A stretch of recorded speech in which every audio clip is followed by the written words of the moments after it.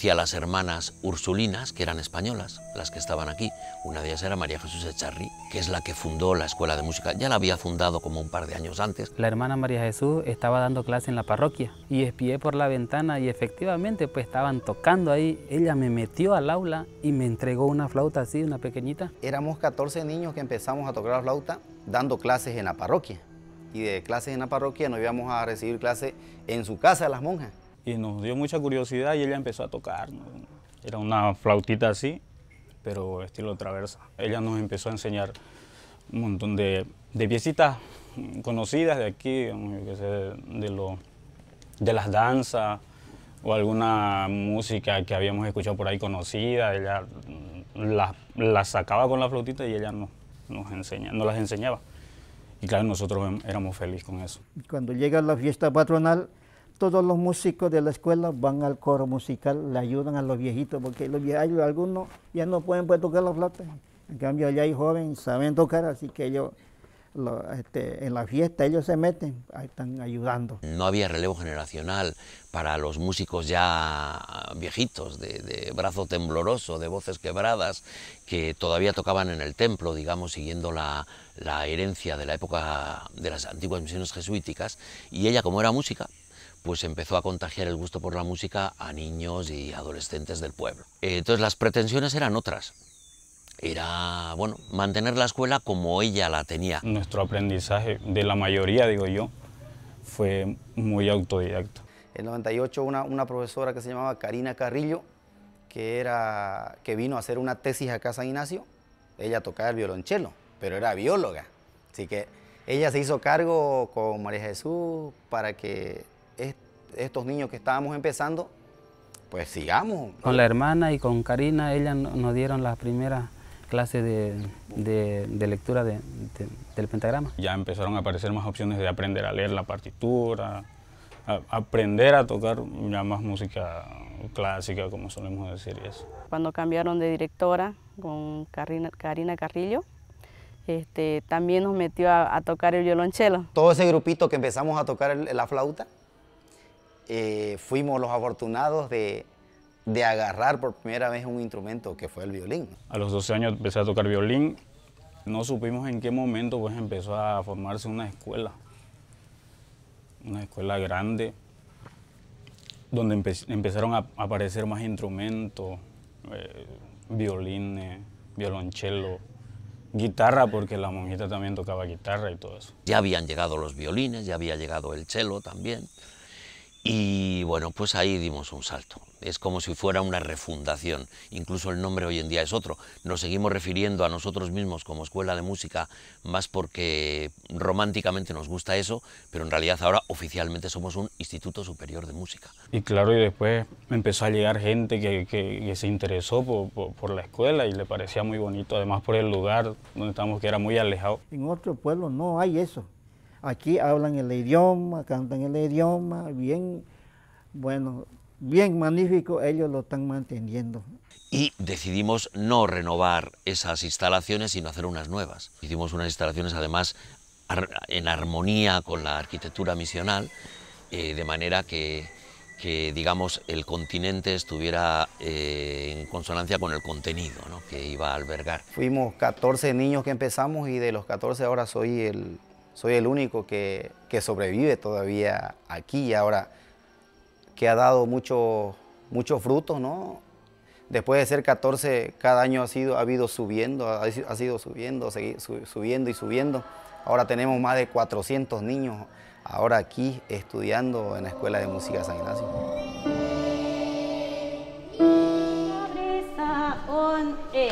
Perfumada brisa.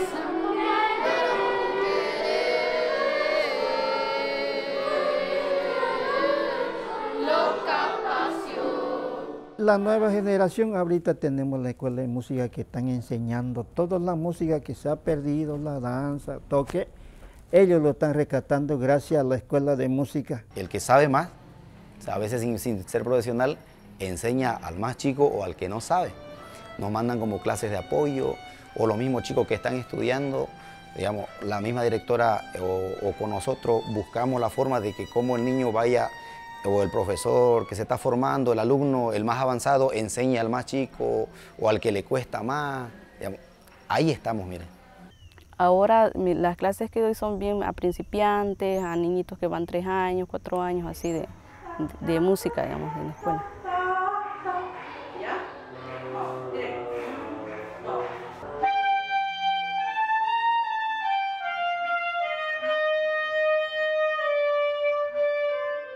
Me gusta mucho el que la música sea una parte importante para ellos como lo fue para mí. La música ayuda en todo aspecto, a organizarse mejor, a crecer como persona, a desarrollarse mejor en todos los ámbitos.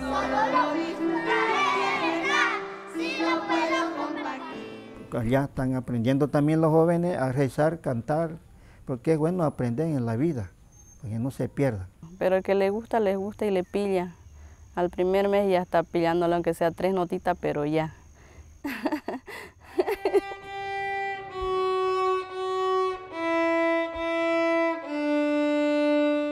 Se fue Karina Carrillo, la anterior directora, y nos fuimos pues, a La Paz, fundamentalmente, a preguntar a gente vinculada al mundo de la música para que nos aconsejara. Nos dieron varios nombres, pero sobre todo el de Raquel. Tal era mi desconocimiento en aquel momento que tampoco me importó y yo acepté la oferta sin saber muy bien a dónde iba a ir ni exactamente qué iba a hacer, ¿no? Entonces, mi llegada aquí fue bastante aventurera e irresponsable. Y en 2004, ya viene en mayo, se hace cargo. Y Raquel se quedó aquí sola con los 50 músicos que habría en ese momento. Bueno, músicos, niños y adolescentes. Los estudiantes más aventajados me colaboraban como maestros de instrumento. Fue empezar a trabajar directamente. Me acuerdo que llegué y nos pusimos a ordenar una pequeña biblioteca que había, unos cuantos libros, partituras, y lo hacíamos con toda la gente que siempre estaba ahí voluntariosa. Vale. Yo no sé, pero como iré con... Les sobraba tiempo en aquel momento, o sea, todos tenían tiempo. Y yo tenía ganas, entonces era un sitio para mí ideal, ¿no? Esa música no queremos que se pierda, que siga hasta que aprendan otros jóvenes, de generación en generación, pero que no se pierda la tradición, la costumbre, la música de acá de Mojo. La lectoescritura musical se había perdido. Sabemos que hubo un padre, el padre Marchena, creemos entre 1910 y 1920, estuvo más o menos en este territorio. Y en 1921 recién llegó el padre Marchena aquí en San Ignacio, tuvo 32 años de servicio. Ese fue que lo removió a los músicos del coro, porque ya algunos no habían, ya él hizo su clase, su escuela, ese cura. Y yo conocía de la existencia de músicos empíricos, de que había gente que tenía partituras de la época misional o copias de las partituras originales. Y yo conocía prácticamente todas las comunidades porque ya trabajaba mucho allí con otros proyectos productivos, educativos, etc. Entonces, como él ya tenía una información previa, pues me dijo, tenemos que hacerlo. Había muchas partituras por ahí perdidas en las comunidades más recónditas de Mojos, sobre todo de Mojos, la provincia Mojos. Hay copias muy buenas de esos años. Parece que hubo como un nuevo florecimiento, ¿no? de músicos académicos, vamos a decirlos, de enseñanza, ¿no? que recuperaron la música que habían dejado los jesuitas. El párroco de aquel entonces, Enrique Jordá, un jesuita valenciano, había empezado ya a guardar las partituras que había en el templo, las de otro músico del Timnis también, que las tenía su heredero, un tal Osvaldo Noé, se las había entregado. Había del orden de 2.400 partituras, ¿no? ¿Por qué estaban primero estas partituras en las comunidades? Los jesuitas son expulsados de toda Latinoamérica en 1767. Entonces, las misiones que habían fundado se mantienen, son los actuales pueblos importantes del Beni, son las antiguas misiones casi en su totalidad. Las partituras tenían que sobrevivir a la precariedad de las viviendas, al estilo de vida, bastante nómada, porque ellos tienen que ir huyendo de las inundaciones. Entonces las comunidades que este año te encuentras en un sitio, muy posiblemente dentro de 3 años estén en otro. Las partituras se iban estropeando, los músicos se iban muriendo, a muchos músicos los enterraban con su violín y sus partituras y su rosario. Otras muchas pues estaban ya guardadas en esas casas, pero la precariedad de las viviendas de las comunidades, pues hechas simplemente de techo de motacú, suelo de tierra, motacú es una palmera, suelo de tierra, estructura de madera o de tacuara, las paredes, en fin, nada protegidos ni de la humedad, ni de los insectos, ni nada por el estilo. Y eso pues no permite que las partituras se conserven por mucho tiempo, ¿no? Entonces ellos están continuamente copiando y la parte de la partitura como tal es más para ellos como un decorado, ¿no? Un protocolo y un decorado bonito para ellos, es ponerle las notas y los pentagramas. El oficio de copista era un oficio muy apreciado entre los indígenas mojeños, ¿no? Entonces decidimos organizar expediciones para recuperar todas esas partituras, ¿no? Estuvimos 2 años, que fueron los 2 años más fuertes. Hicimos todo tipo de viajes, en carretera, en moto, en avioneta. Lo del Tivnis, pues canoa y a pie, un montón. Era una locura y para mí, ahora lo recuerdo todo bonito, ¿no? Pero también recuerdo que en ese momento fue duro, porque yo no estaba acostumbrada a meterme a la selva ni al agua. Yo siempre recuerdo que iba sorteando los charcos en algún camino, porque a veces las comunidades no están al lado del río porque corren el riesgo de inundarse, ¿no? Entonces se van metiendo en caso de inundación. Y me acuerdo que iba sorteando charquitos para no mojar mi bota. Y total, pues, todos me miraban con, ¿qué le pasa, no? Total, a los pocos metros no había nada que sortear, tenías que ir, lo que llaman yomomo a través, pues, con el agua hasta aquí. Y sintiendo todo tipo de cosas, ramas o lo que sea que hay ahí en esas aguas turbias, que por suerte no ves que hay, ¿no? Porque está todo tan turbio. Y sí, lo sufrí, lo padecí, pero bueno, no me quejé mucho. Tenía que hacerlo, así que... Pero fue una experiencia para mí transformadora, ¿no? En toda la parte humana y también musical y de realmente reconocer el impacto que tuvo esta música y el alcance, ¿no? Porque realmente llegas a sitios de 10, 15 familias que no están conectados con la modernidad prácticamente nunca, y luego a encontrar en medio de la selva de pronto una cacha con miles de partituras, para mí fue milagroso, ¿no? El poder presenciar eso, y es lo que yo me llevo, ¿no? En mi vida. Y traerlas al archivo de San Ignacio de Mojos, que ya había un archivo incipiente con unas 2.400 partituras, y su volumen se quintuplicó a raíz de los rescates que hicimos nosotros.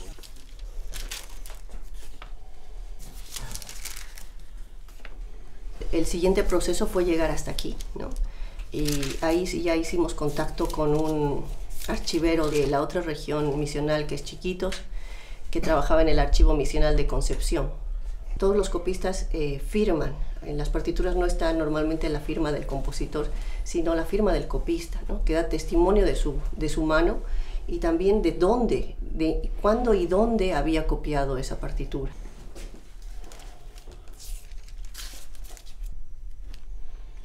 Aquí hay uno de 1783 y luego hay toda una secuencia, 1700, 1800, 1900 hasta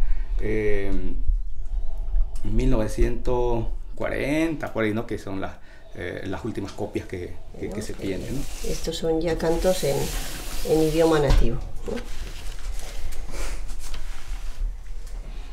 Este tipo de material tiene muchos años, ¿no? Ha durado muchos años el poder guardar en este tipo de material porque es piel de animal, es bien higroscópico, lo que le permitía al documento que no llegara la humedad al documento. Entonces podía estar 10, 20, 50 años aquí guardado, higroscópico, ¿no? Que toda la humedad viene y se pega aquí, ¿no? Y no permite llegar a lo que hay aquí dentro, ¿no? Lo que hay aquí dentro, ¿no? Entonces, por eso es que se mantuvo. El oficio del músico, que es el mismo copista, es un oficio sagrado, o sea, es un oficio que ellos lo consideran pues un mandato divino y un compromiso de por vida.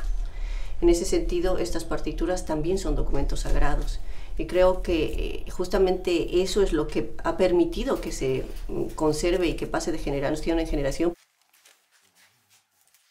Han dejado casas con todo su mobiliario entero, han abandonado todo eso, pero se han llevado al hombro estas cosas que son sagradas para ellos y no, en ningún momento, pese a unas circunstancias tan adversas, tan complejas, es lo que los mantiene su identidad, ¿no? El poder ver estos documentos, cómo los han conservado, cómo los siguen copiando, cómo siguen cantando. El poder ver cómo viven, dónde viven, en qué circunstancias, ¿no? Que podrían haber abandonado esto y haber sido secundario, no. Para ellos es muy importante y no perdonan una fiesta del calendario litúrgico que no sea celebrada, que no sea bien cantada, ¿no? Es muy importante para ellos y creo que es uno de los valores más importantes de este archivo, es el testimonio, ¿no? El testimonio de cultura, el testimonio de fe también, ¿no? Que ellos tienen y que ha permitido que la identidad del pueblo monjeño se conserve hasta el día de hoy a través de la música. Yo creo que la música es una herramienta en ese sentido de supervivencia y hasta el día de hoy ellos siguen tocando, cantando y copiando sus partituras.